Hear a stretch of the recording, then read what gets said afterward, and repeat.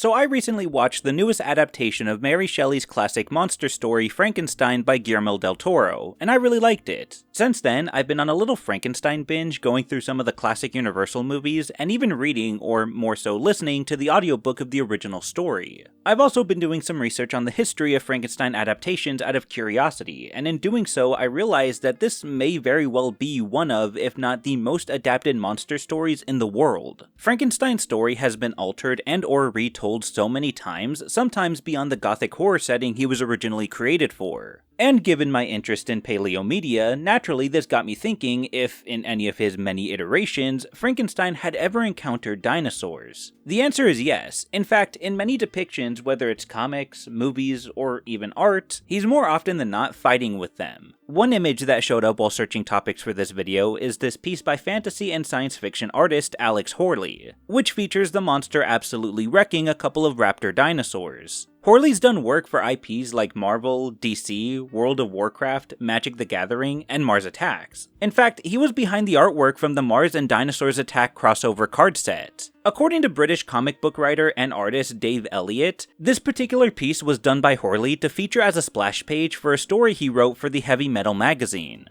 Apparently, this was based on a character that Elliott created named Damon Frankenstein for his own comic book series called The Weirding Willows, a crossover series that combines several classic literary characters, including ones from Alice in Wonderland, The Island of Dr. Moreau, and of course, Frankenstein. It's kind of funny that Horley depicts this Frankenstein beating the crap out of dinosaurs because in this comic series, it's explained that after the death of his creator, Victor Frankenstein, Damon wandered into the Arctic before falling into a hole that leads him into Hollow Earth, where he makes a home amongst the prehistoric fauna that still survives there. It's also explained that Damon is best friends with the dinosaurs and other inhabitants of Hollow Earth. More specifically, he's friends with a Tyrannosaurus Rex named Rosalind. I really like this because based on some of the iterations that I've seen, it does seem like Frankenstein's monster has this sort of bond or relationship with nature in general. Like there's a form of purity within it that becomes lost when it has to deal with the ugly side of humanity. So in that sense, I can totally see Frankenstein befriending a dinosaur as his companion. And even more so with dinosaurs, because a lot of times in media, when dinosaurs, specifically ones hidden away in their lost worlds, are disturbed by the intrusion of the modern world, they're automatically perceived as monsters themselves, much like Frankenstein's monster. But nonetheless, Horley's depiction is really cool, and the idea of Frankenstein fighting a pack of raptors is pretty badass. Now, Frankenstein fighting off dinosaurs isn't really that much of a surprise, especially when you consider how dinosaurs have been used in pop culture in the past. A lot of the times, they're seen as adversaries against humans, or at the very least, human-like characters. The most popular example of this is, of course, King Kong, which features the giant gorilla suplexing a Tyrannosaurus Rex, which would be awesome to any kid. So when you're trying to adapt a popular IP for a younger demographic and want to include something else that might catch the interest of that same demographic, like dinosaurs for example, it's not out of the realm of reason that you'd want them to duke it out as well. One example of this is seen in Prize Comics' Frankenstein series from the 1940s and 50s made by American comic book writer and artist Dick Briefer. Briefer approached Frankenstein's monster a couple of different ways in this comic's run. One that was more comical and cartoony, and one that was more horror-centric and monstrous. The fifth issue is an example of the more comical side of the monster, as he's tasked to watch a dinosaur egg for a scientist friend of his. But the monster starts to crave an omelet, and when he cracks the egg open to cook it, a green dinosaur falls out instead. The dinosaur begins to grow to the point where it breaks through the house and runs away. While searching, the monster confuses the baby with an inflatable dinosaur that he takes home instead. There's not much to it, but that's the point, it's meant to be a simple and funny story. But the issue that I want to focus on though is the 21st issue that was published in October of 1952. Where Frankenstein's monster is essentially thrusted into a Lost World type story in that he encounters a plateau that's roamed with prehistoric life. The issue starts with the monster wandering around the desert region of Arizona before noticing a large flying animal in the distance. That animal is revealed to be a pterosaur, and in its grasp is a cow that belongs to a couple of nearby ranchers who managed to shoot it down.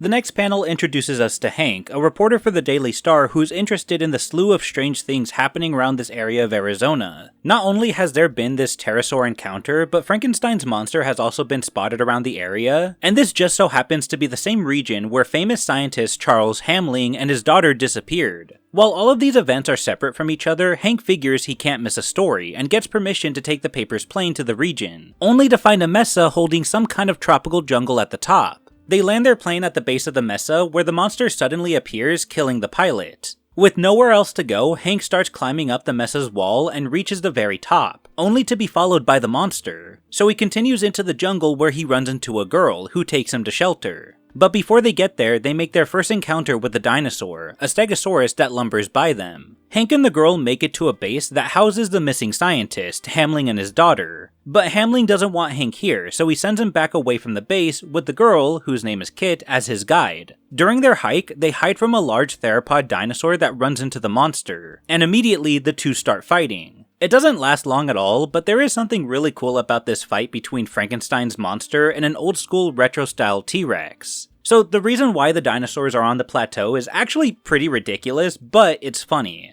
It's revealed later in the issue that the reason why Hamling is on the mesa is to carry out experiments to speed up evolution, to make animals evolve into humans in months instead of ages. But the experiment failed, and the animals that he was testing on started to evolve backwards, hence why there are now dinosaurs roaming the top of the mesa. However, one of his experiments did prove to be a success, as it's revealed that Kit, the girl who helped Hank in the beginning, was originally a wildcat just 6 months prior. It's these really fun, pulpy science fiction concepts that make me love comics like these. From here, the comic kind of forgets about the dinosaurs, but as Hank and Hamling's daughter are trying to escape, we do get a brief confrontation between Kit and Frankenstein, which results in this admittedly funny panel of Kit being thrown off the plateau by the monster. But this is enough of a distraction for the pair to be able to escape the plateau. Funnily enough, this actually isn't the only time Frankenstein's monster was put into a Lost World setting. In fact, a full-on crossover book was made by author, filmmaker, and amateur paleontologist Donald Glut. Glut is a huge fan of dinosaur media, having written books on paleontology and dinosaur pop culture, as well as writing the novelization to his own film that he made, Dinosaur Valley Girls. But along with being a fan of dinosaurs, Glut is also a huge fan of Frankenstein, having written essays, articles, and even a whole book series called The New Adventures of Frankenstein. The series would run for a total of 12 books, which were originally published throughout the 70s in Spain, Germany, and the Netherlands.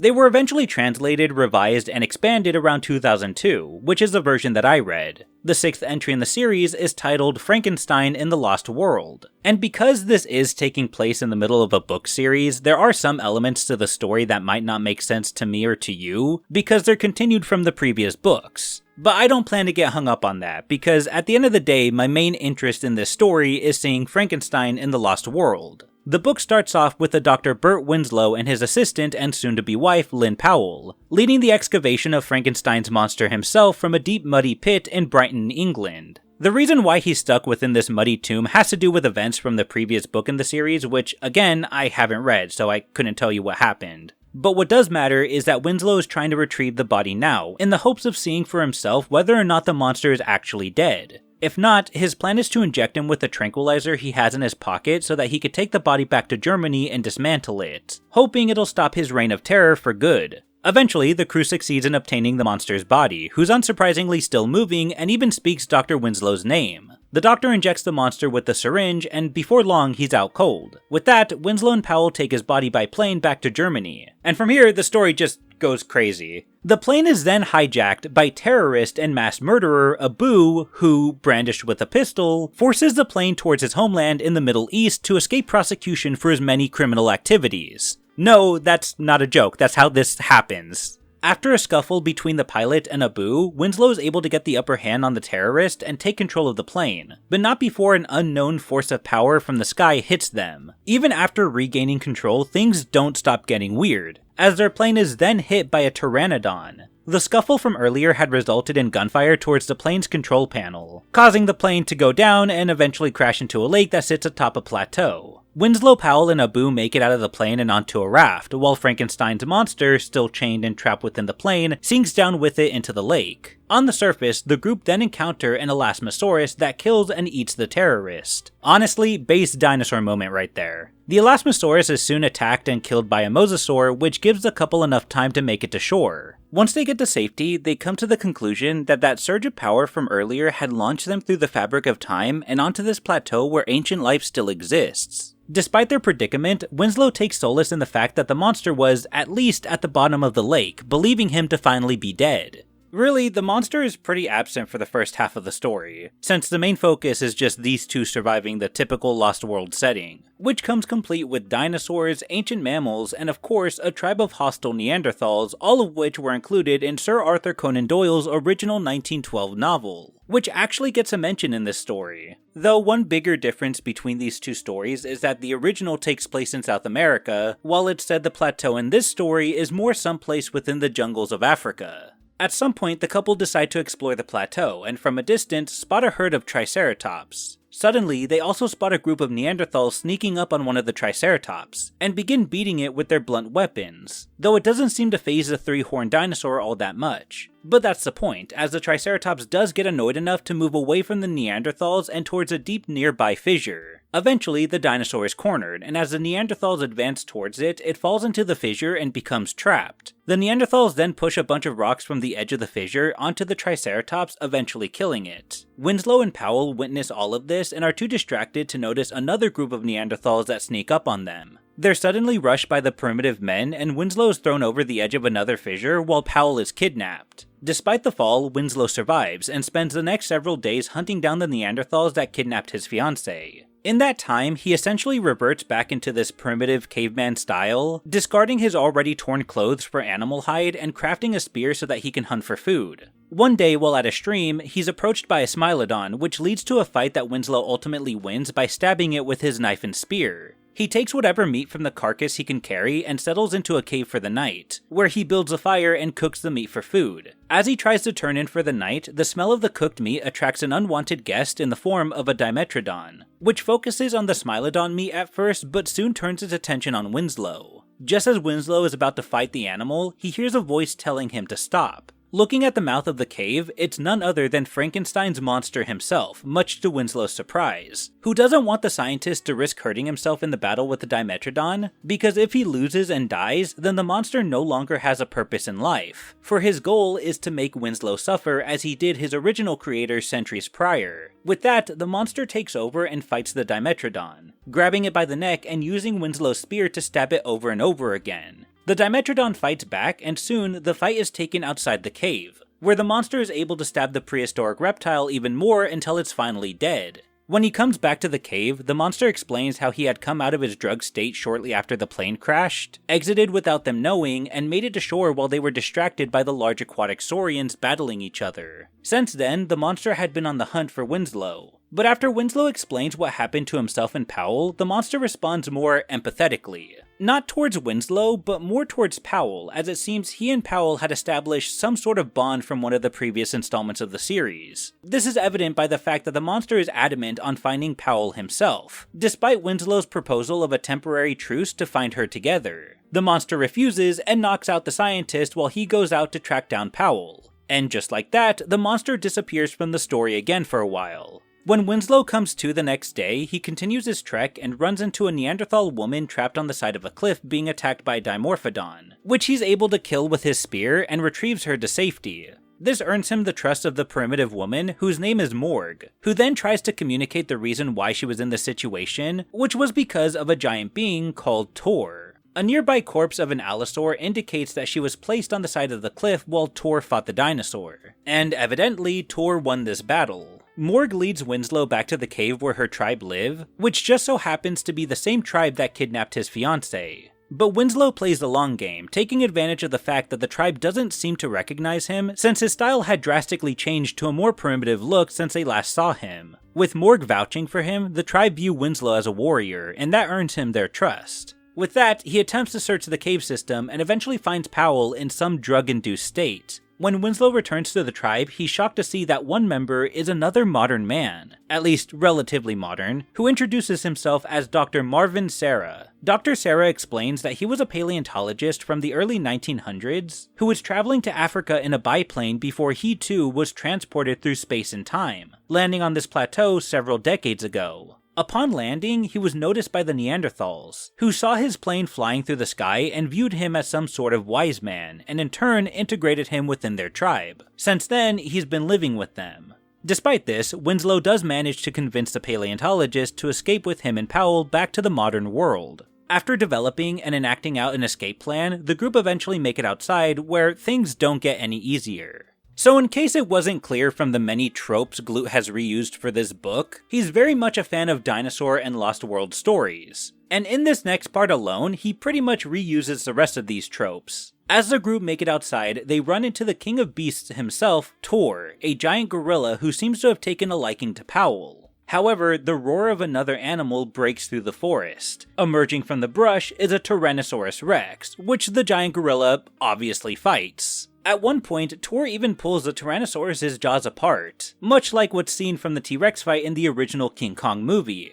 In the end, Tor proves to be the winner, and proceeds to take Powell and heads off into the woods, towards his home within one of the volcanoes that sits atop the plateau. As Winslow and Dr. Sarah chase after the giant gorilla, they find the biplane that brought Sarah here, which doesn't have very much damage, just no fuel to get it in the air. Winslow leaves Sarah with the plane and continues towards the volcano, where he's able to find and save Powell by climbing her out of the top of the mountain while Tor dozes off into a deep sleep. Winslow takes his fiancée back to the plane and then figures out a plan to find fuel. He ventures back to the lake they originally crashed in and takes his raft that he stowed away out to where their plane had sunk. There, he dives into the water and drags out drums of materials from the plane, one of them being fuel to take back to shore. But not before having an encounter with a Dinosaurus that he's miraculously able to kill with just a spear somehow. Now with the fuel, he goes back to the biplane where Sarah and Powell are, and just when things finally seem to be going their way, they're once again approached by the Neanderthal tribe. But in a twist of events, they're led by Frankenstein's monster.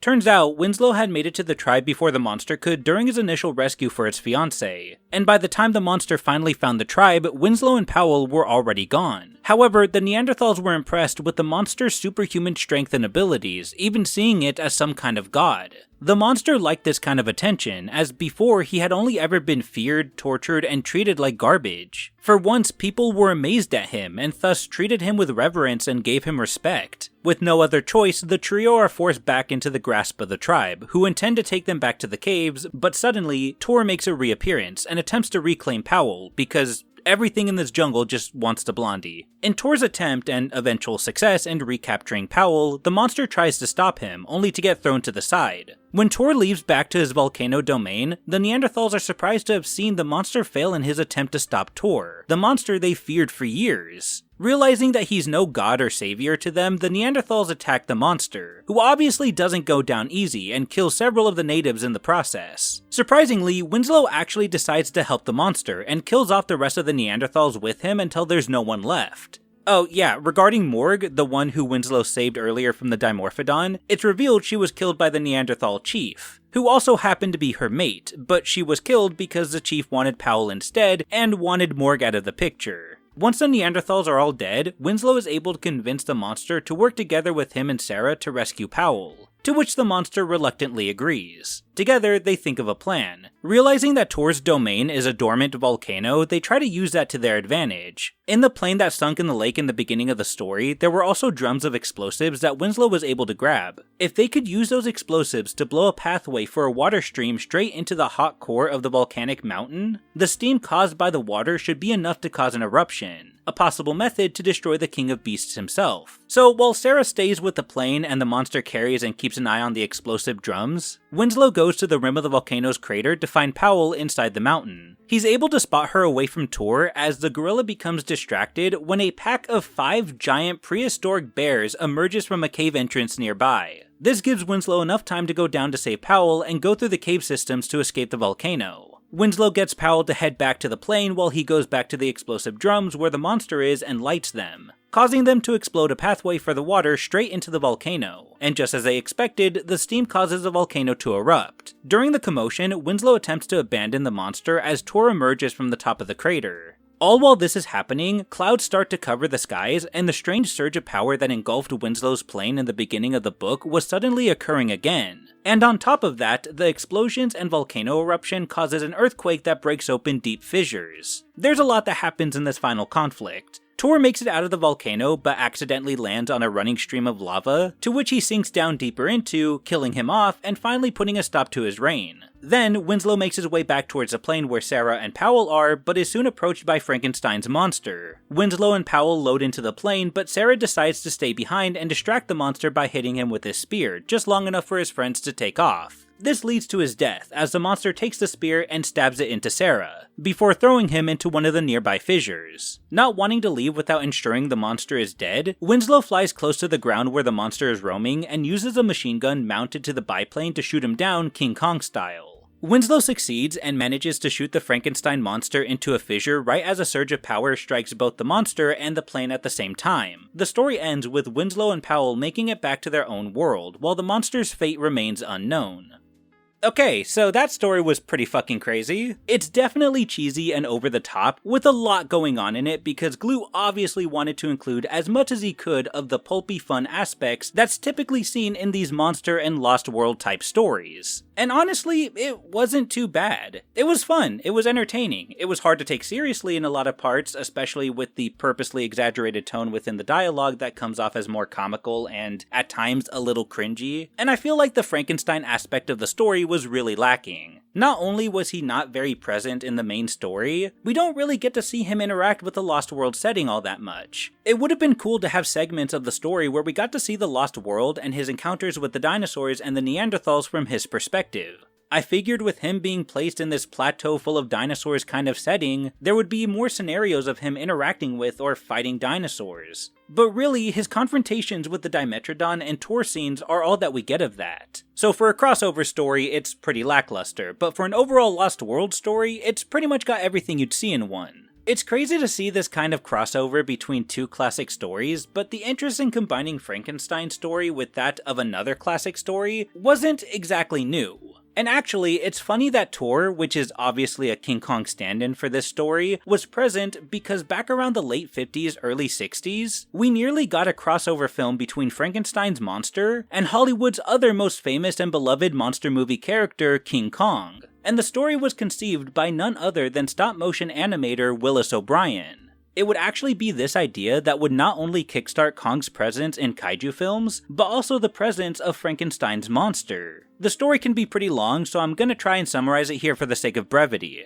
O'Brien helped bring to life the prehistoric fauna for the first ever on-screen film adaptation of The Lost World for the motion picture company First National Pictures. The film was a huge success, and within the few years after its release, O'Brien conceptualized more ideas for monster and fantasy movies, including a motion picture adaptation of Mary Shelley's Frankenstein, of which he was a fan of. The idea was to bring the monster to life with stop motion for full body shots, while having a man in a costume for close-up shots. The stop motion shots would be used to portray sequences that might be harder, if not impossible, to accomplish by live actors. However, nothing ever came from this, and O'Brien would eventually move on from First National and found himself a place with RKO, where he'd make his next big monster movie, King Kong, which also became a huge success. Over the years that followed, O'Brien wanted to continue bringing giant apes and monsters to the silver screen, specifically with the stop-motion technique, having several ideas in mind, but many only remaining as such. One of these ideas O'Brien proposed in the early 60s, bringing not just Kong back, but also revisiting a previous project that he never got a chance to make. O'Brien suggested a crossover film between King Kong and Frankenstein titled King Kong vs Frankenstein, of which the story was meant to be a continuation of the original 1933 King Kong movie. After Kong is shot down by the biplanes from the Empire State Building, it's revealed it only put him in a comatose state, prompting Carl Denham to somehow sneak the ape's body back to Skull Island, where Kong would continue living for the next 3 decades. During that time, a descendant of Victor Frankenstein, a grandson to be more specific, had continued the work of his late grandfather in gathering human corpses to create a sized-up version of Frankenstein's monster, who, based on the concept art made by O'Brien, was going to look like a giant gray-coated golem-like creature. Kong would have been recaptured by Denham and put back on display around the same time Frankenstein's monster would have been put on display as well, and both monsters would somehow escape and battle to the death out on the streets of San Francisco. The film went through a few story changes, as well as a few title changes, even being titled King Kong vs. Prometheus as a nod to Shelley's original novel, before O'Brien took the treatment to RKO's president at the time, who then referred it to producer John Beck, who was to help secure funding for the film. Unfortunately, Beck wasn't able to get any studios in the States interested enough to fund the movie, so he then took it overseas to try his luck with international studios. He would eventually get the attention of Toho, and without talking to O'Brien about it, managed to secure a deal with the Japanese film company. The problem was Toho didn't really have an interest in making a Frankenstein vs King Kong movie, at least not right away. More than anything, they wanted the rights to King Kong to pit America's most famous monster against their most famous monster, Godzilla. That's how King Kong vs Godzilla was born, much to the dismay of O'Brien. There's definitely more to the story than this, but for the sake of brevity, this was just my short little summary on it. If you want to know more, John LeMay's book, Kong Unmade, is where I reread this information, of which I also used for my Every King Kong Movie That Was Never Made video that I made a while back ago if you'd rather watch that. Going back to the story, Toho also made use of the Frankenstein name as well, at first expressing interest in having Godzilla also fight the misunderstood man-made monster. They got as far as developing a treatment for this eventual movie that would end up not being made. Writing for the film happened shortly after the release of 1962's King Kong vs. Godzilla, and had a planned 1964 release. It was originally meant to be a continuation of King Kong vs. Godzilla, focusing on a small group of doctors studying survivors of the Hiroshima bombings, only to discover that one of those survivors, a young boy, was actually Frankenstein's monster, who was mutated by the bombings, causing him to grow in size. Meanwhile, Godzilla is once again trapped in ice, this time out in the Bering Sea as a result of his previous battle with King Kong.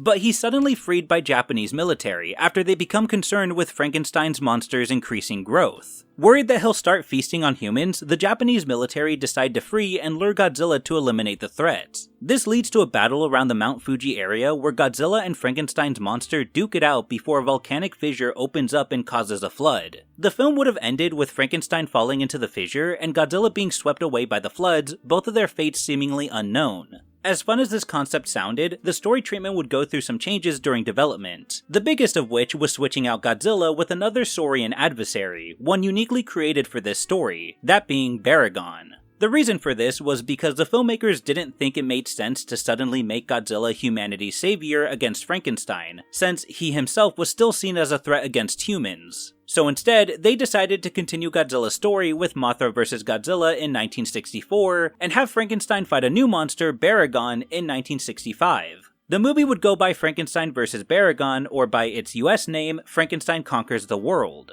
Around 1945, in the middle of World War II, a disembodied heart is confiscated from a German science lab and is handed off to the Japanese military, who then take it to Hiroshima to be studied. There, they learn the heart belongs to Frankenstein, a man, or more so a monster, made up of corpses by a German scientist with the intent to make a stronger race of men. But before they could really study it, the hospital in which the heart was transported to is bombed by Allied forces, rendering the heart lost. 15 years later, a young homeless boy is spotted wandering around the streets of Hiroshima, eating pets and livestock to survive, much to the horror of the locals. Eventually, the boy is found, and brought in by a trio of scientists who try to get to the bottom of who this boy is. At some point, it's revealed the boy actually grew from the heart after it was bombed and mutated from the radiation. Things get concerning when he starts to grow in size, to the point where he escapes the confines of the scientists and wanders the surrounding region. While this is happening, Japan is also being terrorized by a dinosaur-like subterranean monster named Baragon. It's later theorized that Baragon originated in the Mesozoic era, a descendant of a prehistoric animal that managed to escape extinction by seeking refuge underground and eventually developing bioluminescence within its horn as a means of being able to see in the darkness. Eventually, the two monsters cross paths and have their final battle, with Frankenstein coming out on top after breaking Baragon's neck and killing him off for good. As far as Frankenstein's fate, there are actually two different endings for the film. In the original Japanese ending, after Frankenstein defeats Baragon, a fissure opens up and swallows both of the monsters. In the US version, after Frankenstein defeats Baragon, he's then randomly approached by a giant octopus that has had no prior establishment in the film, and is dragged away to a nearby lake with his fate unknown. Apparently, an American producer who was working on the film named Henry G. Saperstein wanted to include an octopus sequence specifically for the US version of this film because he was impressed with the octopus scenes in King Kong vs. Godzilla. But even he realized how abrupt and frankly dumb this ending was, and would end up rejecting it and use the original Japanese version anyway. And there was initially going to be a direct sequel to this film, but changes were made to make it more of a standalone movie with only loose connections to Frankenstein vs. Baragon, as the movie's director, Ishido Honda, felt this was the better direction to take it in. What resulted was The War of the Gargantuas in 1966. In this movie, two giant ape-like monsters form from the leftover flesh of Frankenstein, one named Sonda and the other named Gyra, though any resemblance of Frankenstein himself is pretty much gone by this point. It's so weird, but cool to see that a classic monster like Frankenstein has such a history in kaiju films, even if it was brief. I actually really liked Frankenstein vs Baragon. It's such a huge departure for how Frankenstein is usually depicted, but I actually really liked it because, weirdly enough, the themes of Frankenstein can actually coincide with the themes of most kaiju media. Godzilla is a giant radioactive monster who is mutated by nuclear bombings, and even though he wasn't created on purpose like Frankenstein was in his respective story, Godzilla is still a man-made creation in that it was the bombs humanity created that would bring him to life in the way he was portrayed in his film debut. And if we were to extend this to the rest of the kaiju monsters featured in these kinds of films, you could argue that most of them aren't actually evil or malintentioned, but are rather just forces of nature that are demonized and seen as monsters by humanity. This actually ties into what I have to say about how Frankenstein and dinosaurs in pop culture as a whole are more intertwined than we might initially consider. One of the messages in the story of Frankenstein is that the monster is misunderstood. It's a being that was brought into the world by someone who never considered the consequences of doing so. And when that person was too afraid to face his creation, the monster was rejected by its creator and subsequently the rest of the world. It was viewed as a monster. In a way, that's kinda how the general public perceive dinosaurs. Sure, dinosaurs are far from rejected, but oftentimes in media, they're viewed as monsters that are a threat to humanity.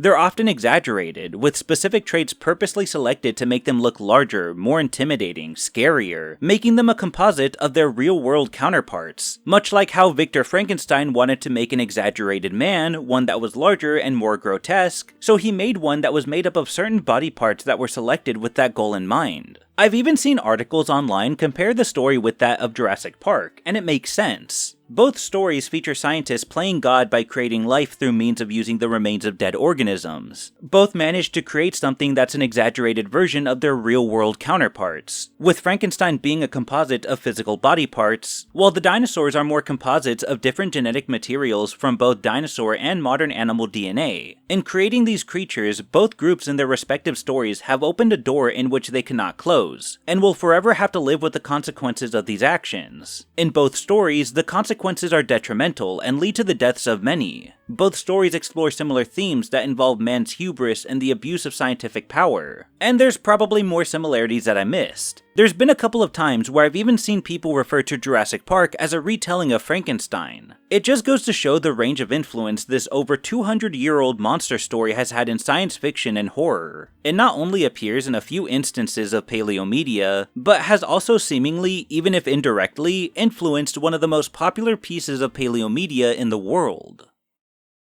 Thank you all so much for watching. If you've been following my updates, I was initially trying to push out my Lost World video before the end of the year, but with how much work that still needs to be done for that video, and the holidays quickly approaching, on top of my very busy personal life, the video was getting dangerously close to being rushed. And with how long I've been working on the Lost World, I was getting dangerously close to burnout with it. And I want to avoid both of those things. In order to do that, I'm taking a short break from working on the Lost World video to work on other shorter content that I think you guys will like. This was just one of those shorter videos. I don't know how many I'm gonna do, but I might do at least a couple before I decide to get back on the Lost World. I have another one in mind that I haven't started yet, but I think I might do because I really think you guys will like it. And one more thing before I go, the speed art that you see in the background was done by my very lovely girlfriend, whose online name is Gambit Vampire. She frequently makes pieces of art for video projects of mine, but that's not all she does. If you enjoy her work and her style, consider checking her out on TikTok, where she's been recently posting more of her art. Thank you, as always, for your patience towards my hectic schedule, and for bearing with me while I figure out my life both inside and outside of the channel. And of course, thank you all so much for watching, and please, have a great Christmas and a Happy New Year.